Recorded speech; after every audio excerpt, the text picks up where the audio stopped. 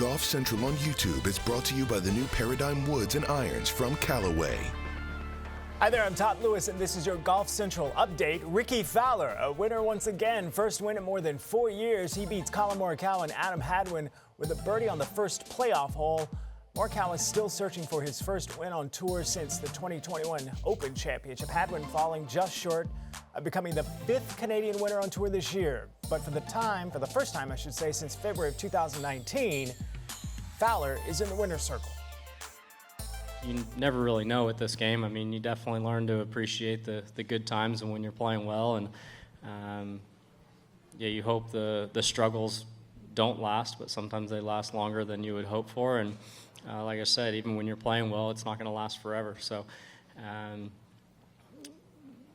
being that I've been one of the best players in the world, you know, plenty of good finishes and wins, I mean, I knew what I was capable of, but it's tough when you're struggling for, you know, that long of a, you know, period of time. But I knew it wasn't far off and just kind of had to keep putting the time in, keep grinding, keep pushing. And then, you know, started to see some, you know, positive results and starting to build some confidence and momentum last fall. It's tough, but it's also, it comes with the territory. And I feel like a lot of guys, you don't really understand it or get it until you've really been in the position. I mean, there's plenty of guys out here that understand it and get it. But yeah, it's tough. But at the end of the day, I feel like us as players, we're the ones that have the kind of highest expectations and put the most pressure on ourselves. But yeah, you do feel the outside, whether it's support or the other. I mean, going through struggles, you hear both sides of it. It's amazing to have the following that I've had, and then the people that have always been in my corner and pulled for me and supported me. But you also deal with the other side, which is unfortunate. So to be back playing well, to have had a lot of good finishes, and to finally knock off a win, yeah, it feels good because I know a lot of people are excited and happy, and also probably quiet down some other people. It'll be very special for me to have, you know, Maya and my wife there with me on the 18th green. You know, especially with the last few years, how they've been on the golf course. You know, dealing with that, it was tough just because everything else in my life was amazing. And then to have the one thing that, you know, I obviously love doing, but it's not everything to me, but it's a big part of my life. It was kind of the missing link. So to kind of have everything start to click and come together, and obviously all this started prior to Maya being born. So no, it's been an amazing ride, and to finally get one finished off. You know, Maya may or may not really ever remember it, but at least we'll have some special images to help her remember today. Pebble Beach, one of the crown jewels of American sports. Athletes, actors, titans of business, they've all been coming to Pebble for a long time. But for the first time, the best women in the world will play one of the iconic courses on the planet. Pebble hosting the U.S. Women's Open, which starts on Thursday.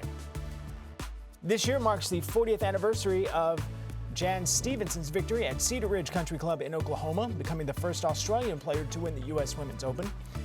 It was a busy day on golf today. We had several past champions joining us on Monday, including Stephenson, who is at Pebble Beach while she fights breast cancer. It really is actually, I'm surprised how emotional I've become over it because, you know, you tend, and I've told a lot of the younger players, you tend to brush it off because there's always another event to play in and you don't really think about it. But especially since the USGA has done an amazing job with everything they've done for us this week already.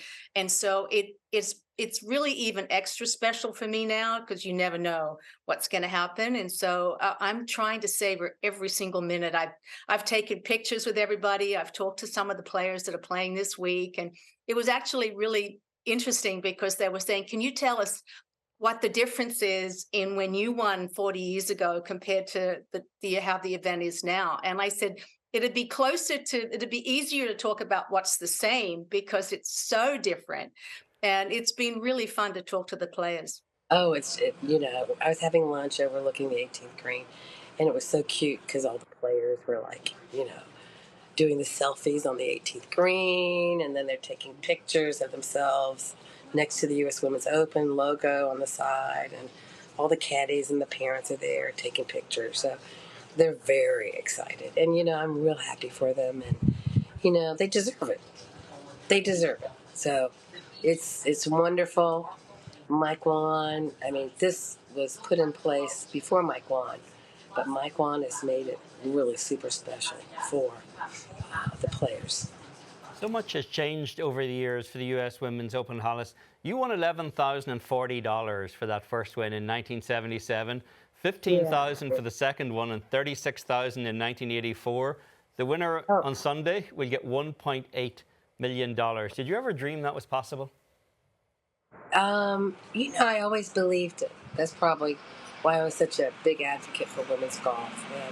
And I'm thrilled, and I would never give up, the fact that I played earlier because, playing with Pat Bradley, Nancy Lopez, Joanne Carter, I mean, it doesn't get any better than that. And it was, it was just so much fun. And we traveled the world, and we forced close friendships, and my friend Jan's going through breast cancer right now, and I've been right there, helping her, calling as much as possible. We're like sisters.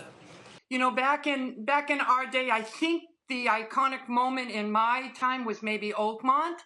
So for Pebble Beach and the USGA to bring us here, it really makes a huge statement. It gives a lot of credibility to the women's game that has come so far over the years. So it's going to be a lot of fun to be a part of it, to watch it, to walk these fairways along with these young women, and I'm very excited. I'm grateful for being here. Well, we've always wanted to play at the greatest courses in the world, and having played at Oakmont and winning at Oakmont, that was like the start of the greatest courses that we could play. And being here at Pebble Beach and the history here at Pebble Beach really makes it a lot more significant for the women's tour and for the women players.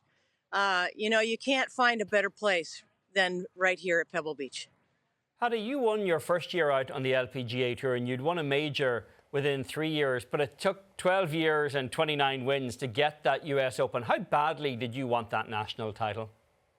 It was the one that I wanted the most because I knew how difficult it is, to keep your head together for the entire week. And you got to have the patience and, the game to do it. But it was very difficult for me. And I think I was probably 35 by the time I won the Open, and then 37 and a couple years later. So it took me a while to figure out how to do it and how to stay patient and how to kind of grind it out.